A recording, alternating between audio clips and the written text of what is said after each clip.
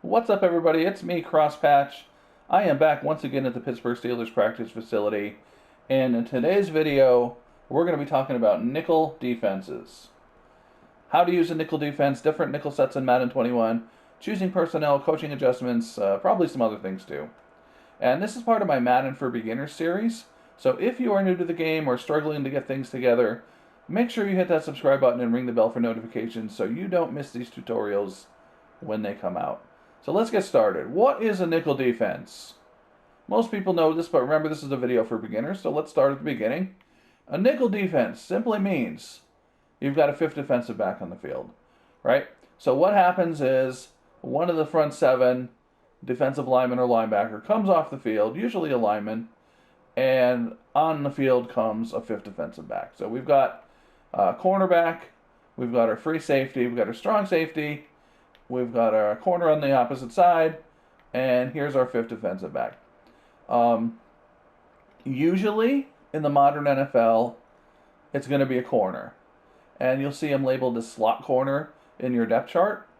Doesn't have to be a corner, but typically in the NFL, you're matching up against this guy, slot wide receiver, right? So these guys need to be quick enough to run with them. They don't have the sideline to help them. They're going against, Cole Beasley, Julian Edelman, guys like that, who are super quick in this first 10 yards, making cuts here. So, that's what these corners are facing. So, you'll see their ratings in your depth chart, who's better at whatever. Change of direction's a big thing, play recognition. Speed, obviously, is always important for a corner, acceleration, awareness. So those are the guys who are your best choice as nickel corners. Not always, and we'll go over that in a bit, but more often than not. And there's a bunch of different nickel formations in the game. This one I'm in right now is called 2-4-5.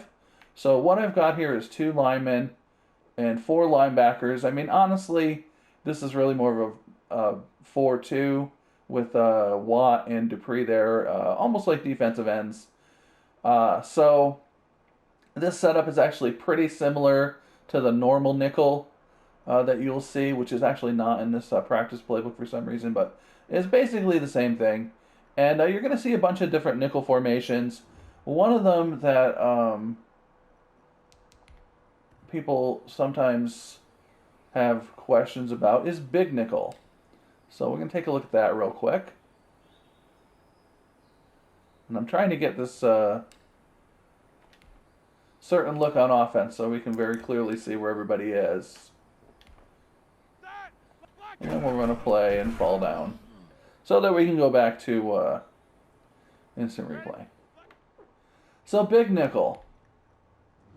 Remember I said a cornerback's the guy you want in your nickels, number 1 on your depth chart? In big nickel, you have a safety in that position. Terrell Edmonds, he is our starting strong safety.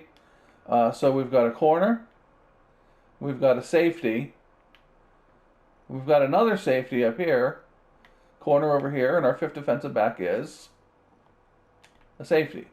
So, being that he is matched up against this slot guy, why would we want a safety in this position? Well, in this case, we wouldn't. We would not want Terrell Edmonds. This is a terrible mismatch going against Deontay Johnson here. But it's not always a wide receiver in this slot here, right? It could be a halfback. It could be a tight end. So this is why it's important when you're choosing your defensive sets to look at the little icon in the corner that tells you what the offense is coming out in, right? So it's going to tell you their personnel, and it's going to tell you the formation they're going to be in. So that's one reason you would want to use big nickel here. We don't want Terrell Edmonds lined up against Deontay Johnson here, right? But if this were a halfback, that would be fine. If this were a tight end, we don't want Mike Hilton out here, 5'8" Mike Hilton, 185 pounds, whatever he is, going against a 6'5", 250-pound tight end. Now, even with Edmonds, it's a bit of a mismatch, but it's better than having a little corner out here going against Gronk. You know what I mean? So That's one reason you'd use the big nickel. The other is just to have some heftier personnel on the field. You know, if you're worried about a team running out of three wide sets and things like that. So there's some uses for the big nickel. There are some other formations here we'll just take a look at real quick just to discuss them. And these are kind of things you can figure out on your own just through messing around with the game.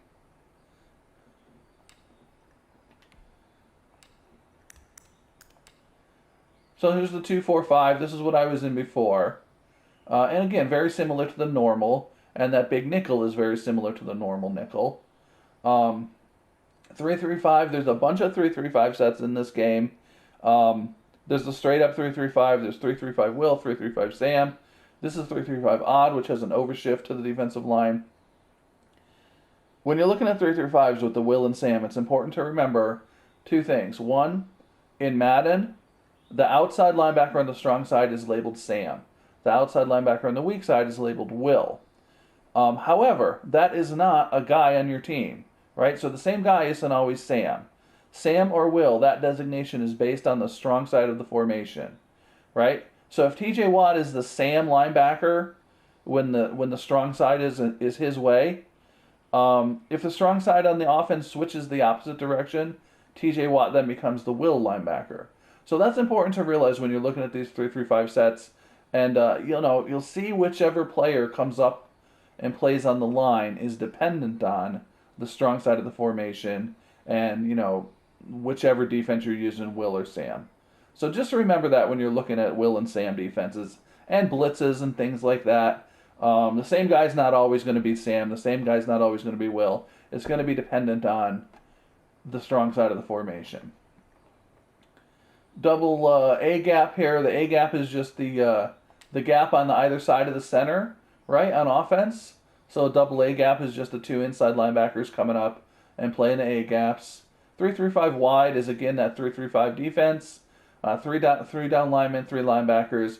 But as you can see here, the outside linebackers are walked up onto the line of scrimmage. This is a great defense to blitz out of, nickel-wise. Mike blitz 0. Just overwhelming for the offense. As long as you can get to the quarterback quickly, that's a pretty strong blitz.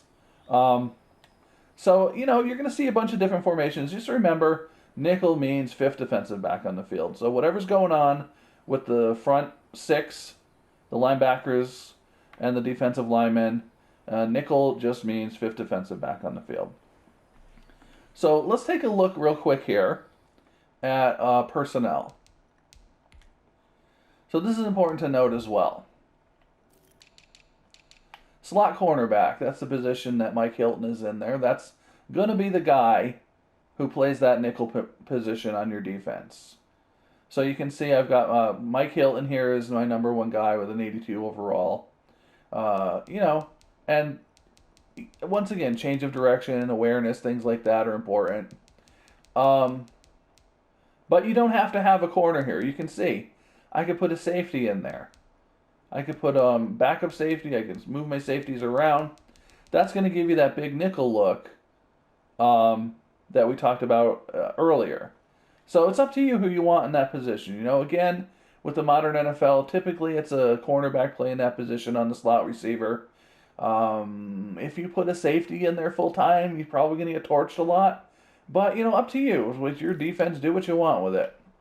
Sub linebacker, same thing. These are the guys that are going to come trotting out for your nickel defense. Different than your normal linebackers. So, I've got some guys with speed here I like usually. Vince Evans, maybe, or Vince Evans. Vince Williams, maybe not the best example. But, Devin Bush, definitely a fast linebacker. Good to have in nickel formations.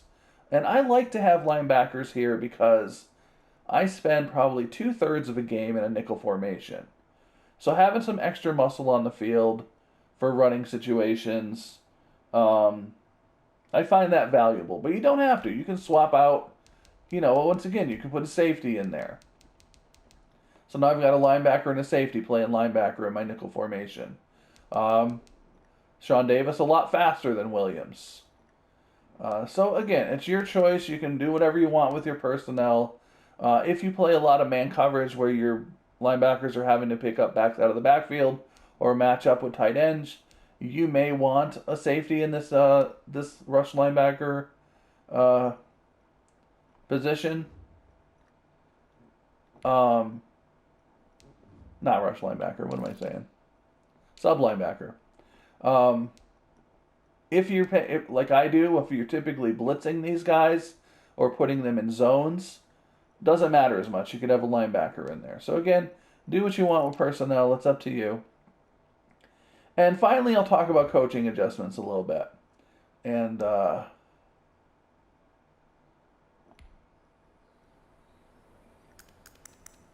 take a look real quick. On defense, remember we said your slot corner is going to end up matched up against the slot receiver. But if you change some of these auto alignments to man coverage, especially this one, cornerback matchups, if you change to overall to speed by height, you're going to end up with some guys in some different spots, right? So if I go by speed and the outside receiver on the offense is a better matchup for Mike Hillen, he's going to end up playing on the outside. So that is, if you're putting your three best corners out there, it doesn't really matter. But if you want to make sure you've got a guy where you want him in the slot there, as far as cornerback goes, it's just something to think about. How you do these cornerback matchups is going to determine where they line up on the field. And that's about it. I think we'll leave it at that. Just a real quick primer on nickel defenses, how to use nickel defenses. If you find it useful, if you find it helpful, educational, or entertaining, please go ahead and hit that like button. Subscribe to the channel. I'll be doing more of these tutorials. And again, they're aimed at beginners, so hopefully beginners are finding them helpful. Whatever you do, I hope you have a great day, and I will see you next practice.